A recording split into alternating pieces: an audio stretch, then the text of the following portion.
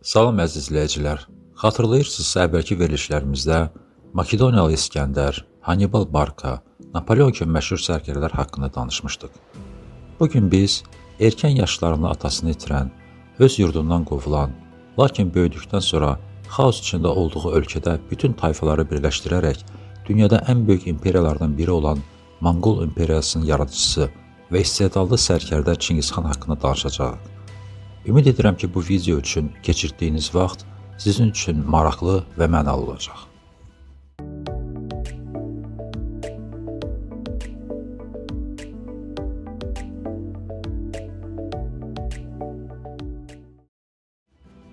Etibarlı yazılı mənbələr olmadığından Çingizxanın erkən həyatı haqqında çox az məlumatımız var. Onun həyatının bu dövrü haqqında təsəvvür yaradan bir neçə mənbə çox vaxt bir-biri ilə ziddiyyət təşkil edir. Çingizxanın doğum tarixi hələ də məlum deyil. Monqolistanda onun təxminən 1162-ci ildə Anon çayı sahilində Nayon Yesugey ailəsində doğulduğu qəbul edilir. Onun ata və anası Nəcib ailələrinin nümayəndələri idilər. Onun əsl adı Timuçin idi. Ehtimal olunur ki, Yesugey oğlunu gələcək gəlini Dessirçenin 11 yaşlı Bort adlı qızı ilə tanış etmək üçün Timuçini Kongiratsa qəbiləsinə apardıqdan sonra Tatarlar tərəfindən zəhərlənmişdir. Atasının ölümündən sonra onun müttəfiqləri dərhal Timuçinin ulusunu müdafiəsiz tərk etdilər və ailə yoxsulluğa düçar oldu. Qonşu qəbilə olan Tayçu qəbiləsinin başçısı bütün malqaranı özü üçün götürərək həlak olmuş qonşusunun ailəsinin düşərgəsindən qovdu. Bu zaman Timuçin əsir götürüldü, lakin o qaçmağı bacardı. Gələcək xan daha uzaqlara köçməyi və qisas planları hələlik təxirə salmağa qərar verdi. Baş vermiş bədbəxtliyə baxmayaraq, ailə ümidsiz deyildi. Ağıllı və məğrur qadın olan Timuçin anası ruhdan düşmədi. O, uşaqlarını qədim qəhrəmanlıq dastanları üzərində böyütmüş, onları öz hüquqları uğruna gələcək mübarizəyə hazırlayaraq və onların indiki yoxsulluğun müvəqqəti olduğunu onlara aşılayırdı. Çingizxan ilk növbədə ailənin şöhrətini qaytarmalı və atasının satqın dostlarının və qatillərinin cəzalandırmalı idi. Nəslin yetkin başçısı faydalı əlaqələr əldə etmək üçün bir neçə il sərf etdi. O, Cacirət tayfasının varisi olan Camux ilə yaxşı münasibətlər saxlayırdı. Timuçin atasının sağlığında 9 yaşında nişanlandığı gəlini Botenin köçəri düşərgəsini tapdı. Atası çöl qanunlarına əməl edərək sözünü poza bilmədi və qızını Timuçinə verdi. Cehiz kimi qara samur dərisindən kürk alan Timuçin dərhal bu kürkü nüfuzlu Toğrul xana bağışladı. Bu çox müdrik qərar idi. Toğrul Timuçinə dəstək oldu. Nəticədə Monqol tayfalarının gələcək rəhbərinin nüfuzu xeyli artdı. Döyüşçülər onun bayrağı altında axışmağa başladılar. Bu dəstənin başında gənc komandir bir sıra uğurlu basqınlar həyata keçirtdi. Lakin Timuçin lazımsız qan tökülməsinin qarşısını ala bildi. O, alicənablıq nümayiş etdirməklə bacarıqlı diplomat olduğunu nümayiş etdirdi. Timuçin məğlub olan düşmənlərini öz ordusuna qatmaqla öz ordusunu sürətlə böyüdürdü. O illərdə inanmaq çətin idi ki, bir neçə ildən sonra böyük xanın əmri ilə gələcək böyük sərkərdəyə müqavimət göstərməyə cəsarət edən bütöv xalqlar amansızcasına məhv ediləcəkdir. 1184-cü ildə Timuçin sərkərdə kimi ilk ciddi sınaqdan keçməli oldu. O evdən uzaqda olanda Mergidlər tayfası onun düşərgəsinə hücum edərək Borteni əsir götürdülər. Müttəfiqlərini çağıran gənc lider soyğunçuları məğlub edərək həyat yoldaşını geri qaytardı. Bu, onun ilk tam hüquqlu hərbi qələbəsi idi. Timuçin şöhrəti artmışdı. İnsanlar yeni rəhbərin uğurlu, ədalətli və səxavətli olduğunu inanırdılar. Lakin 1186-cı ildə ayrıca bir ulusu və 30 min nəfərlik ordusu olan Çingizxan dostlarında paxıllıq yaradırdı. İlk olaraq Camux Timuçinin atlarını uğurlamaq istəyərkən həlak olmuş qardaşının qisasını almaq bəhanəsi ilə Timuçini döyüşə çağıraraq onu məğlub etdi. Gələcək xan ürək ağrısı ilə vaxtının hələ çatmadığını anlayaraq geri çəkildi. 1199-cu ildə Timuçin müttəfiqlərinə nəciblik dərsi verdi. Ölən Nayman hökmdarının varisliyi uğrunda gedən müharibədə Camux və Toğrul Timuçini düşmən ordusu qarşısına tək buraxdılar. Amma Neymanlar Toğrulun arxasınca getdilər.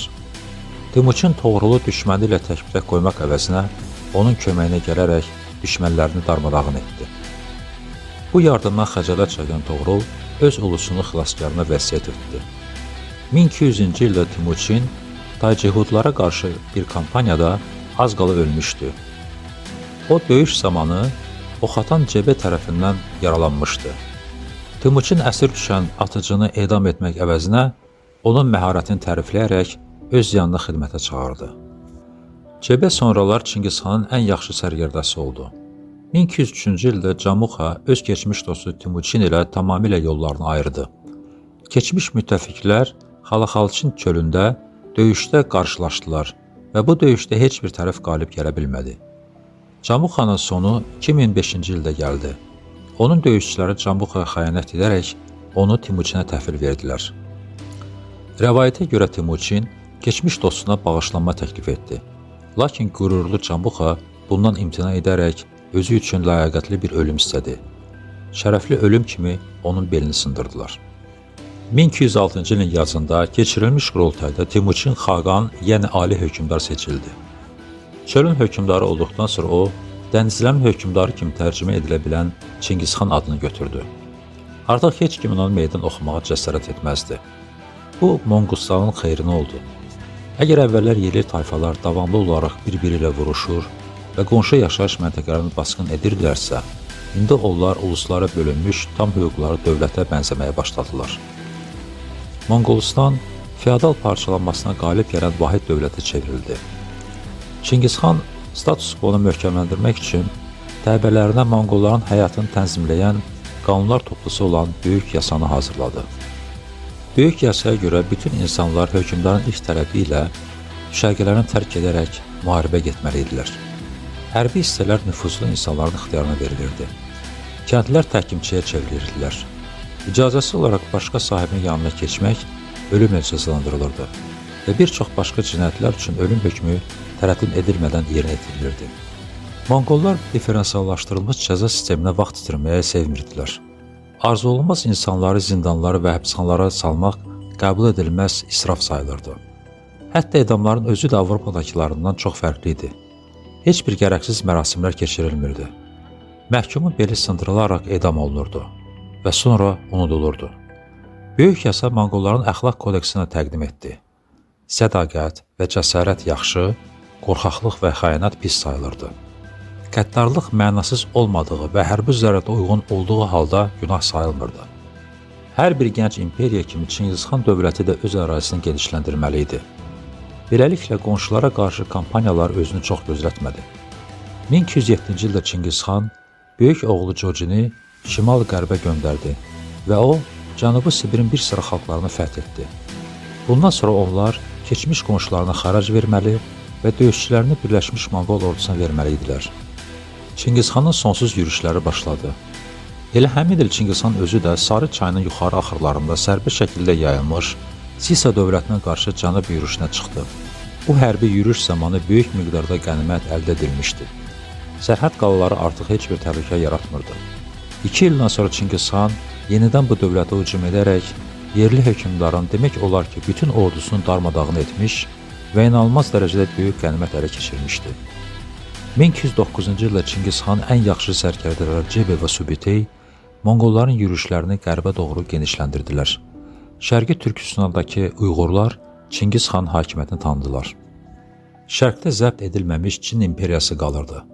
Daha doğrusu iki bütöv imperiya var idi. Şimalda Çin dövləti var idi. Bu dövlət keçmiş Tunqus tayfaları tərəfindən yaradılmışdı. Cənubda isə sırf Çinlilər tərəfindən yaradılmış Sun dövləti var idi. Çin dövləti Monqolistana daha yaxın idi. Elə ilk zərbə də ona dəydi.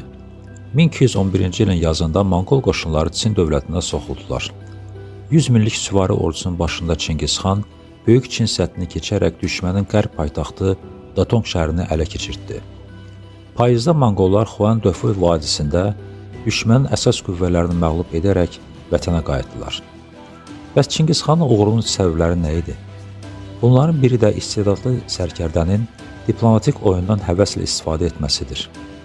O, öz diplomatiya və sərkərdəlik bacarıqlarını yüksək şəkildə nümayiş etdirərək 6 ildən sonra demək olar ki, bütün Çin əyalətlərini fəth edərək bu dövlətin paytaxtı Pekin şəhərini ələ keçirtdi və onu talan etdi. Ümumiyyətlə Çin imperiyasının 90-a qədər şəhəri qarət edildi. Ən bacarıqlı silah ustaları və alimləri əsirliyə götürüldü. Bu əsirlərin köməyi ilə artıq bu müharibə zamanı Çingiz xan alınmaz görünən şəhərləri və qalları ələ keçirdi.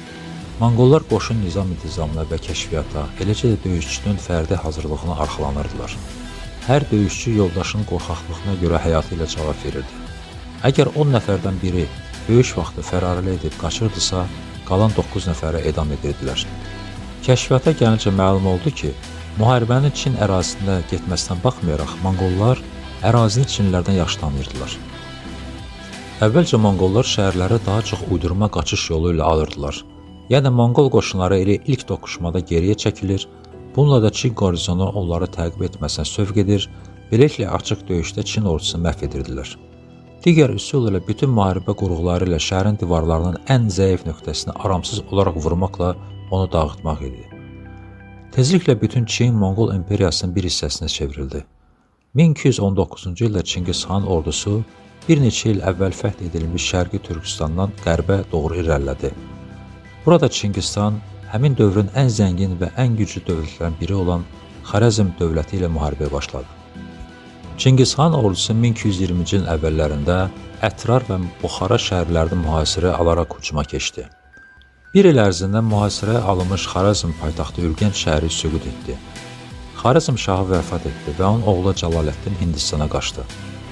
Monqollar onun ardınca Əfqanistana və Hindistanın şimal-şərqinə getdilər. Hind çayında baş vermiş döyüşdə yerli hökmdarlar Çingiz xanın qoşunlarına layiqli cavab verərək Monqol qoşunlarının yürüşlərini dayandırdılar. Beləliklə Çingiz xan yenidən şərqə üst tutmaq qərarına gəldi. Çingiz xanın imperiyası heyrətamiz sürətlə genişlənirdi. Eyni zamanda Cebey və Subedey Azərbaycan, Gürcüstan, Şimali Qafqazdan keçərək Krıma çataraq Sudak şəhərini tutdular. 1223-cü ilin mayında Monqolların ilk dəfə yeni düşmənləri olan Rus və Qıpçaqlar ilə qarşılaşdılar. Çoxsaylı Qıpçaq süvariləri ilə gücləndirilmiş Rus knyazlarının birləşmiş ordusu uzun illərdən sonra ilk dəfə olaraq dəhşətli məğlubiyyətə uğradılar. Rusların məğlub olmasına baxmayaraq Subedey və Cebe burada çox möhkəmlənə bilməyərək geri qayıtmalı oldular. 1225-ci ildə növbəti yürüşlərin birində Çingiz xan atından yıxıldı və aldığı zədədən yalnız 1226-cı ilin yazında sağaldı. Lakin bu, onun nəzarətdən çıxmış Tenqutlara qarşı yürüşdə rəhbərlik etməsinə mane olmadı. 1227-ci ilin yayında Sisi dövləti ələ keçirildi. Lakin avqust ayında Çingiz xan xəstələndi və qəfil vəfat etdi. Çingiz xanın vəsiyyətinə görə 3-cü oğlu Uqudey onun varisi oldu. Çingiz xan məzarının yeri məlum deyil. Rəvayətə görə o, basdırılacağı yerini gizlətməyə əmr etmişdi. Ehtimal olunur ki, Fatih bir vaxtlar dünyaya gəldi, Anon çayın sahillərində dəfn edilmişdi. Çingiz xan 1227-ci ildə vəfat edən zaman onun imperiyası Xəzər dənizindən Yapon dənizinə qədər uzanırdı. Lakin onun ölümündən sonra Monqol imperiyasının genişlənməsi varisləri tərəfindən davam etdirilmişdi. Çingiz xan varisi Uqudey xanın dövründə bu genişlənmə ən yüksək həddə çatmışdı. Monqol orduları İranı, Orta Asiyanı ələ keçirmiş, Çində Sun imperator sülaləsi ilə müharibə apararaq, nəticədə 1279-cu ildə bütün Çinə nəzarəti ələ keçirtmişdilər. Onlar həmçinin indiki Rusiya və Şərqi Avropa ərazilərinə qədər irəliləmişdilər. Çingiz xanın təkcə həyatı deyil, ölümü də sirlə dolu idi. Çingiz xanın ölümündən sonra saysız-hesabsız sərvətlər qalmışdı. Rəvayətə görə Böyük Fatih son yürüşündən əvvəl ölümünü qabaqcadan hiss edərək daş qaşlarını külçələrə əridilməsini və bütün sərvətlərini 7 quyuda gizlətməyə əmr etmişdir. Çingiz xanın xəzinələrini gizlədən döyüşçülər dərhal edam edilmişdi. Ən kiçik məlumat sızmaması üçün cəlladlar özləri də onların ardınca edam olundular. Əsrlər boyu Çingiz xan adı bir çox xalqların yaddaşında yer üzündə amansız və qəddar Fatih kimi qalmışdı. Onun hakimiyyəti dövründə amansız işgəncələrdən istifadə olunurdu. Ən məşhur işgəncələrdən biri ərimiş gümüşü qurbanın boğazına və qulaqlarına tökmək və ya düşmənin onurğa sütunu qırılana qədər axıra çəkmək idi. Hökmdarın neçə arvadı və xüsusən də uşaqları olduğu bilinmir. Çingiz xan nə oxumağı, nə də yazmağı bacarırdı. Lakin lider, natiq, təşkilatçı kimi onun iradəsi və mükəmməl bacarığı bunu daha çox kompensasiya edirdi. Bundan əlavə Çingiz xan qəddarlığına baxmayaraq dinə qarşı dözümlü bir hökmdar idi. O İslam, Buddizm, Taoizm, Xristianlığı öyrənirdi. Belə deyirlər ki, o Monqol imperiyasını heç bir dini ixtilafın olmayacağı bir dövlət etmək arzusundaydı. Ailəsi və yaxın adamları üçün o səxavətli və olduqca mehriban bir insan idi. Onun ixtiyarında o dövrün hər cür sərvət və nemətləri var idi. Bununla belə Böyük xan öz statusuna yaraşan cəhd-cəlal və həddən artıq dəbdəbədən çəkinirdi. Monqolistanda Çingiz xan milli qəhrəman kimi hörmətlə qarşılanır. Orada onun qəddarlığından danışmaq adət deyil. Onun şərəfinə hava limanı adlandırılmış, Monqolistanın müxtəlif yerlərində meydanlar, küçələr, otellər və universitetlər onun şərəfinə adlandırılmışdır. Onun portretləri indi müxtəlif məişət əşyalarında, markalarda və hətta yerli əskinaslarda əks olunur.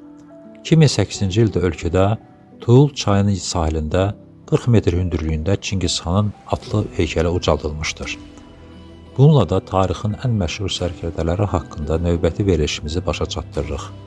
Gələcək verilişlərimizi buraxmaq istəmirsinizsə, kanala abunə olmağı və like qoymağı unutmayın. Növbəti görüşlərə dək, hələlik.